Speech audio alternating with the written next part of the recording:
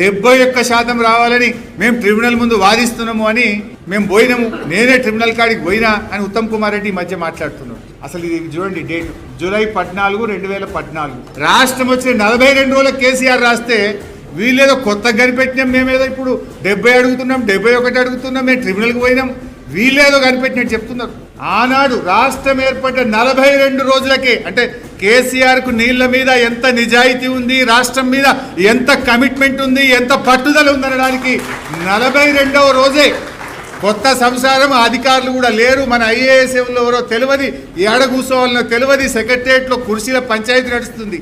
కానీ ఆయన ఫోకస్, కేసీఆర్ గారి ఫోకస్ 42వ రోజే 69% నీళ్లు తెలంగాణకు రావాలని, ఆ రోజే ట్రిబ్యునల్ ఏర్పాటు చేయాలని కేసీఆర్ గారు పోరాడింది. ఇది కేసీఆర్ గారి నిజాయితీ.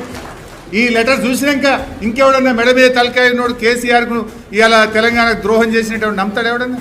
ఈ పిచ్చి మాటలు కాకపోతే సెక్షన్ 3 కావాలని 32 లెటర్లు రాసినాడు కేసీఆర్ గారు. 2014 నుంచి 32 లెటర్లు రాస్తారు.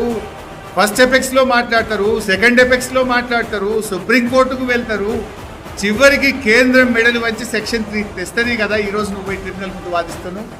అసలు అది లేకపోతే మీరు కాంగ్రెస్ రాసిన మరణ శాసనం 299లో ఇవాళ ఆగమైపోదు. దాని నుంచి బయటకు తెచ్చి ఇవాళ కృష్ణలో మనకు ఒక 600 టీఎంసీలు రావడానికి ఆనాడు తెలంగాణ రాష్ట్రం తెచ్చి కేసీఆర్ ఎంత మేలు చేసిండో, ఇవాళ సెక్షన్ 3ని సాధించి తెలంగాణకు అంత మేలు చేసిన నాయకుడు మన కేసీఆర్ గారు.